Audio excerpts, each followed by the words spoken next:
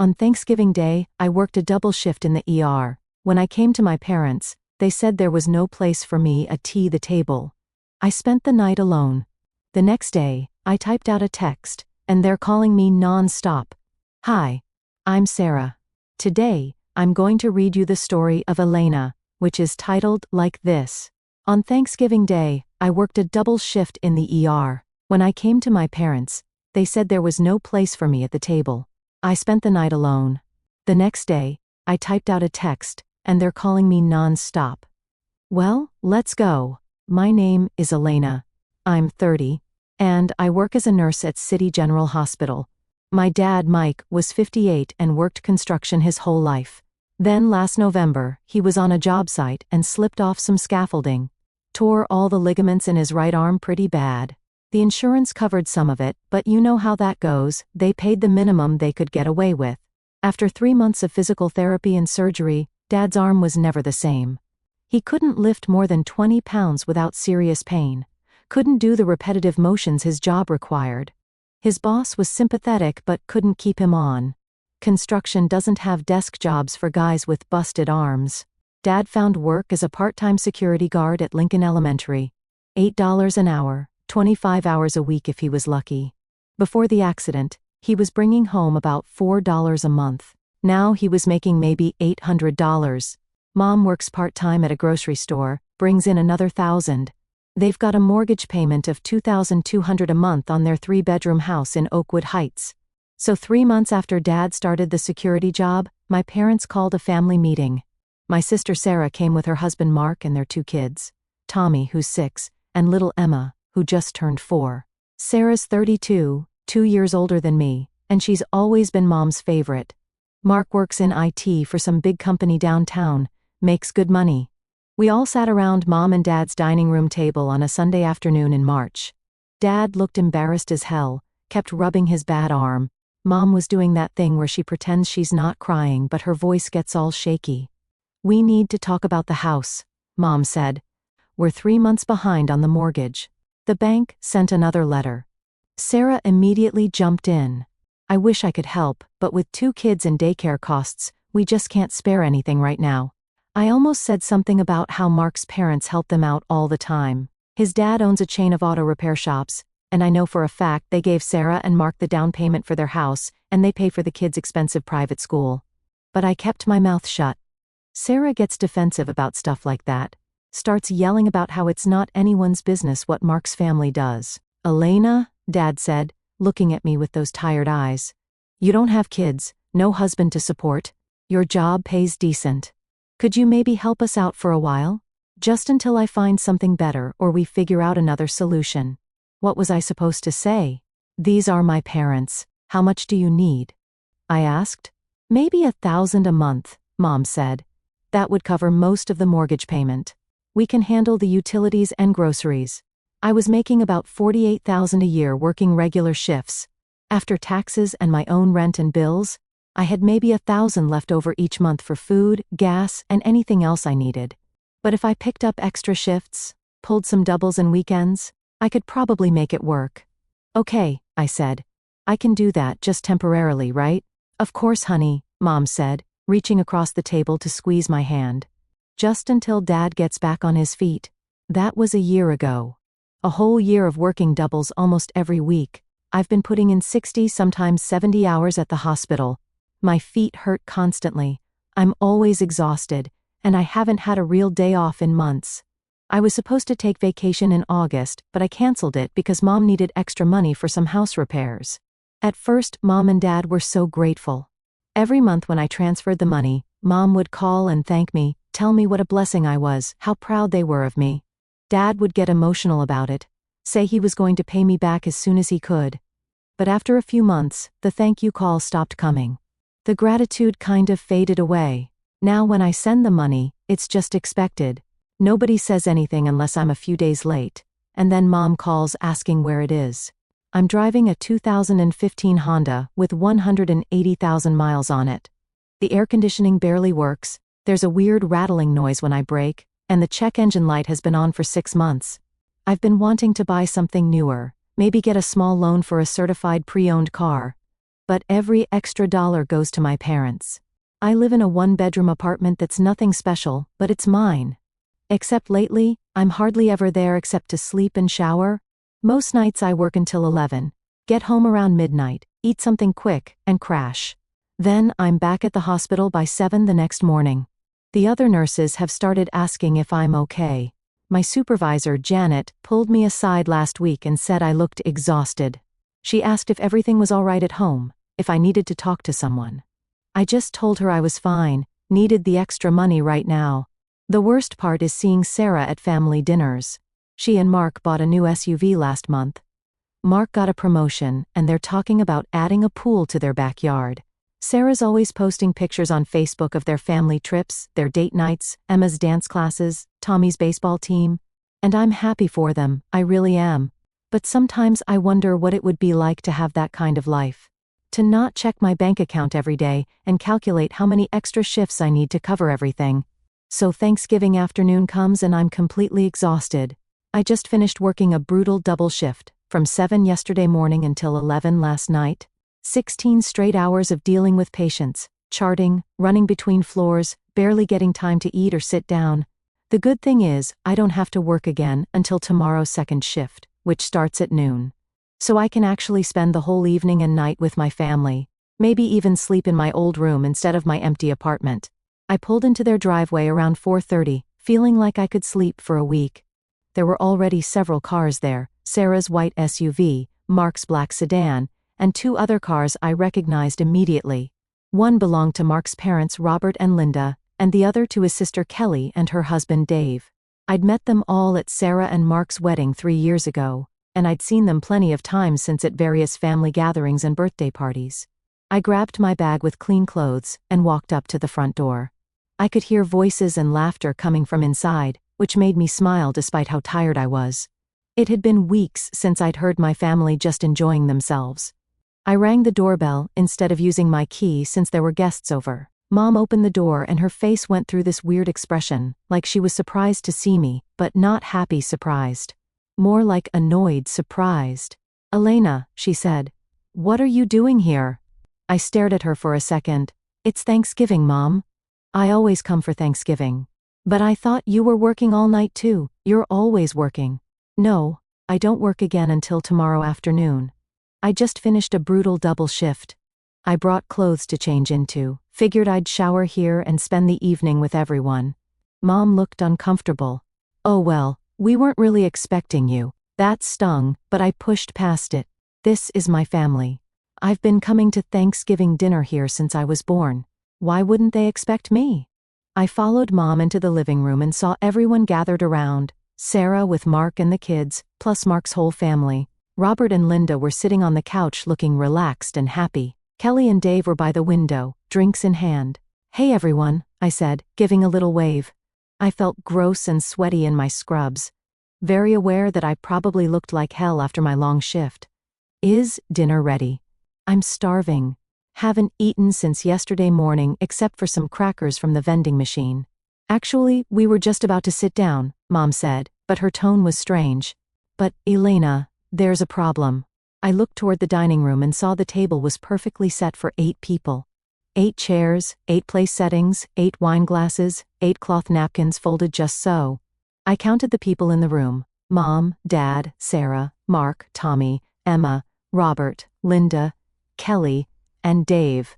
That was 10 people, plus me made 11. "Where am I supposed to sit?" I asked.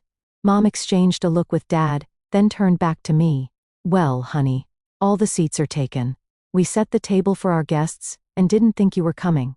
I felt something cold settle in my stomach. "What do you mean you didn't think I was coming?" "I come every year. I've never missed Thanksgiving." "But you're always working," Sarah said with this dismissive tone. "We figured you'd be stuck at the hospital again. I specifically planned around this. I've been looking forward to spending time with everyone." "Well," Mom said, and her voice had this cold edge I'd never heard directed at me before, "there's no room at the table now. All the seats are occupied. You're superfluous here. If you want to eat, you can take a plate up to your old room or eat in the kitchen." I stood there staring at her. This woman who raised me, who I'd been financially supporting for the past year, who I'd given up my vacation and my social life, and my savings account to help. She was calling me superfluous and telling me to eat alone while she hosted Mark's family at the dining room table.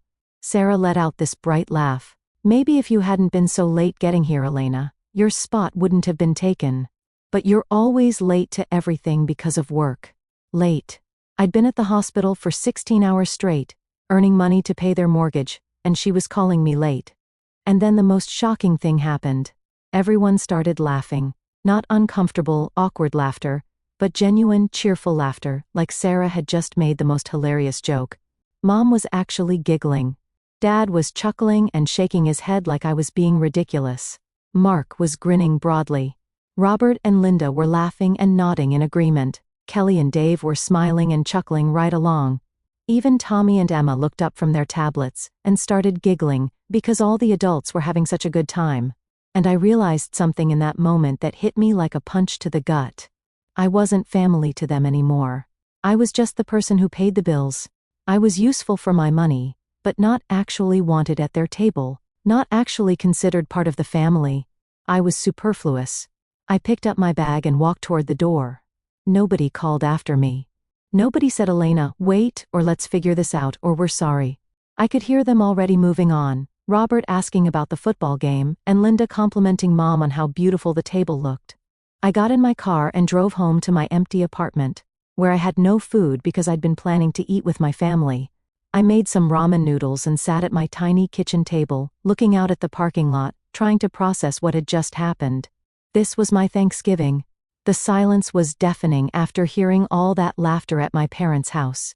I kept replaying the whole thing in my head, trying to make sense of what had just happened. My phone was sitting on the counter, completely quiet. Not one text, not one call asking where I went or if I was okay. Nothing.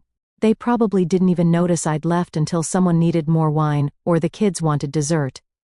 Around 7, my doorbell rang. I wasn't expecting anyone, and honestly, I was hoping it might be Mom or Dad coming to apologize. But when I opened the door, it was my neighbor Mrs. Chen from across the hall. Mrs. Chen is this sweet 75-year-old woman who moved here from Taiwan about 10 years ago. I help her out sometimes with medical stuff, checking her blood pressure, giving her insulin shots when her arthritis is too bad for her to do it herself, explaining what her doctors tell her in appointments. She always tries to pay me, but I never take her money. She was standing there holding a covered plate, wearing her best dress and this worried expression. Elena, dear, she said in her accented English. I know today is your American Thanksgiving. I made extra turkey and stuffing. Thought maybe you like some? I stared at this tiny woman who barely knew me, who had somehow thought to bring me food on a holiday, and I almost lost it right there in the doorway. That's so kind of you, Mrs. Chen. Thank you. She handed me the plate, which was still warm. You work so hard at hospital. Need good food, not just those noodle cups I see you buying. After she left, I closed the door and just stood there holding this plate of real Thanksgiving food that a stranger had made for me. That's when I finally broke down and cried. Not just a few tears, but full-on sobbing. This woman who owed me nothing had shown me more kindness in 5 minutes than my own family had in months. I ate Mrs. Chen's turkey and stuffing, and it was delicious. Way better than anything I would have gotten at my parents' house. Then I went to bed, and actually slept for 10 straight hours, which hadn't happened in forever. When I woke up Friday morning, the first thing I did was check my phone. Still nothing from my family. Not even a text from Sarah asking if I was being dramatic or whatever. Complete radio silence. I made coffee and sat at my kitchen table, thinking about everything that had led up to yesterday. A whole year of killing myself with double shifts, giving up my vacation, driving a car that barely runs, living paycheck to paycheck so my parents could keep their house. And for what? So they could treat me like I was some inconvenience when I actually wanted to spend time with them? That's when I made the decision that changed everything. I opened my banking app on my phone and found the automatic transfers I'd set up a year ago. One for $1,000 every month to Mom's account for the mortgage. Another for $300 for utilities. I'd been so stressed and busy that I just automated everything and never thought about it again. I canceled both transfers. Then I typed out a text message to Mom. After what happened yesterday, I realize I'm really superfluous to this family, like you said. Starting today, I'm no longer paying for your mortgage or utilities. Don't contact me anymore. I don't want to communicate with any of you. I hit send before I could change my mind. Then I went through my contacts and blocked Mom's number, Dad's number, Sarah's number, and Mark's number. Blocked them on Facebook, Instagram, WhatsApp, everywhere I could think of. I didn't want to hear their excuses, or their manipulation tactics, or their fake apologies. After that, I felt this weird sense of relief, like a weight I'd been carrying for months had suddenly been lifted off my shoulders. I made myself a real breakfast, eggs, toast, bacon, the works. I hadn't cooked a proper meal for myself in ages. Around noon, I had to leave for my shift at the hospital. For the first time in months, I wasn't dreading going to work. Actually, work felt like a break from family drama for once, instead of the other way around. During my lunch break, I went to find our director, Mr. Patterson. He was in his office doing paperwork when I knocked. "Elena, come in. How was your Thanksgiving?" "It was fine. Thanks. Actually, that's what I wanted to talk to you about. I need to cut back on my extra shifts starting next month." He looked surprised. "Really? You've been taking every double shift we've had for almost a year. Is everything okay?" "My family situation has changed. I won't need the extra income anymore." "Well, if you're sure. I have to say, you've been working way too much. It'll be good for you to have a normal schedule again." I felt like crying with relief. No more 16-hour days. No more falling asleep standing up. No more living on vending machine food and energy drinks. That afternoon at work was the best shift I'd had in months. I actually had energy to talk to my patients, to joke around with the other nurses. Janet, my supervisor, even commented that I seemed different, more like my old self. 2 days passed. Sunday evening, I was getting ready for bed when I heard shouting outside my building.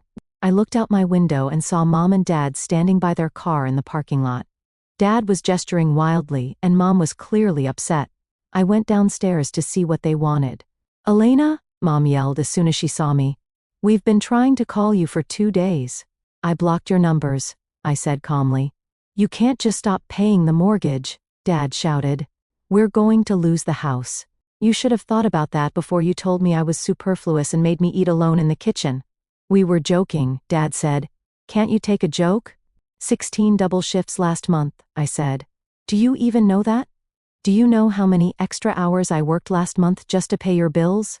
They both stared at me blankly. "You have no idea, do you? You never asked, never cared. You just expected the money to show up every month like magic." Mom started crying. "Elena, please.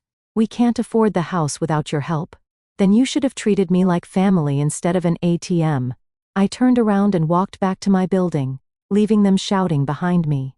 When I got upstairs, I felt proud of myself for the first time in months. About an hour after my parents left, my phone rang from an unknown number. I almost didn't answer it, but curiosity got the better of me. "Elena," it was Sarah's voice. And she was curious. "Mom and Dad just called me crying. What the hell is wrong with you?" "Nothing's wrong with me," I said calmly. "I just decided to stop being the family bank." "They're going to lose their house because of you." "No. They're going to lose their house because Dad got injured and they can't afford the payments. That's not my responsibility." "Of course, it's your responsibility. Your family." I laughed, and it wasn't a nice laugh. "Family? You mean like how I was family, when you made me eat alone in the kitchen on Thanksgiving?" Sarah was quiet for about 2 seconds. "That was just we were having fun. You're being way too sensitive. I cried alone in my apartment on Thanksgiving, Sarah.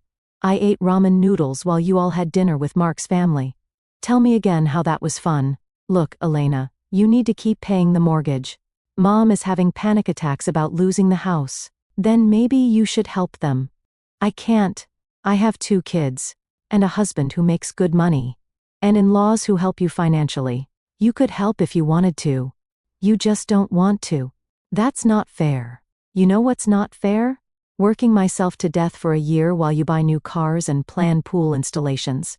"I'm done, Sarah." I hung up and blocked that number too. Over the next few days, I got calls from random relatives I barely talked to. Aunt Linda called to lecture me about family obligations. Cousin Mike left a voicemail about how disappointed my grandmother would be if she were still alive. Uncle Robert sent a long text about how I was being selfish and ungrateful. I listened to them all in silence, and then blocked every single one. It was actually amazing how many people came out of the woodwork to shame me for not paying my parents' bills, but not one of them offered to help financially themselves. Meanwhile, my life started getting better immediately. Without the stress of working constant doubles, I had energy again. I went grocery shopping and actually cooked real meals. I cleaned my apartment properly for the first time in months. I even went to a movie with Janet from work, which was the first social thing I'd done in over a year. The best part was having money again. My first paycheck after canceling the transfers, I had over $1,800 left after my own bills. I hadn't seen that much extra money in my account since before Dad's accident. I decided to do something I'd been dreaming about for months. I went car shopping. I found a 2019 Honda Civic with only 35,000 miles on it. Clean title, good maintenance records, and the monthly payment was totally manageable now that I wasn't supporting my parents. The dealer ran my credit, which was excellent since I'd never missed any payments on anything, and approved me on the spot. Driving off the lot in a car that didn't rattle or smell weird, or have warning lights on the dashboard felt like freedom. I called in sick to work the next day just so I could drive around and enjoy it. About 3 months after I cut off the money, Mom showed up at the hospital. She somehow got past security and cornered me during my break in the cafeteria. "Elena, please," she said, sitting down across from me without being invited. "The bank sent us a warning letter. We're 3 months behind now." "That's not my problem anymore," I said, not looking up from my sandwich. "But we're family. You can't just abandon us. Like you abandoned me at Thanksgiving?" Mom started crying again. "We made a mistake, okay? We're sorry, but you can't let us lose our house over one bad evening." "It wasn't one bad evening, Mom. It was a year of being taken for granted, treated like an ATM, and then humiliated in front of people I've known for years. You called me superfluous." "I didn't mean it." "Yes, you did. And you were right. I was superfluous to your family. But I'm not superfluous to my own life." I stood up to leave, but Mom grabbed my arm. "Please, Elena. I'm begging you." I looked down at her and felt nothing. No guilt, no sympathy, no urge to fix her problems. It was actually kind of liberating. "Ask Sarah to help you," I said, and walked away. 6 months later, I heard through a relative who hadn't been blocked yet that my parents had sold the house and moved into a small 2-bedroom apartment across town. Sarah apparently never offered to help with the mortgage payments, claiming she couldn't afford it because of the kids' expenses. But I knew she could have helped. Mark's parents were still supplementing their income, and they'd just taken a vacation to Disney World that they posted all over social media. I wasn't surprised. Sarah had always been good at spending other people's money, but never her own. 2 weeks ago, a letter showed up in my mailbox with no return address. Inside was a handwritten note from Mom saying that they'd lost their home because of me, that it was all my fault, and that I'd destroyed our family. She said I was selfish and heartless, and that she hoped I was happy with what I'd done. I read it once, then threw it in the trash. The truth is, I am happy. I'm working normal hours now, only picking up extra shifts when I want to, not because I have to. I'm going on vacation next month, a real vacation, to the beach, for a whole week. I haven't taken time off in over 2 years. I bought myself new clothes, got a good haircut, started going to the gym. I'm dating someone now, a really nice guy named David, who's a physical therapist at the hospital. We've been together for 3 months, and he has no idea about any of the family drama because I don't talk about it. My life is my own again. I have money in savings, I'm not constantly exhausted, and I don't dread checking my bank account every day. Most importantly, I learned that being family doesn't give people the right to use you and treat you badly. I don't miss them. I thought I would, but I don't. The people who truly cared about me wouldn't have treated me the way they did. Mrs. Chen still brings me food sometimes and asks about my day. My coworkers invite me to birthday parties and happy hours.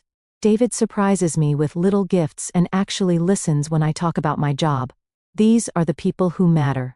Not the ones who only valued me for my paycheck.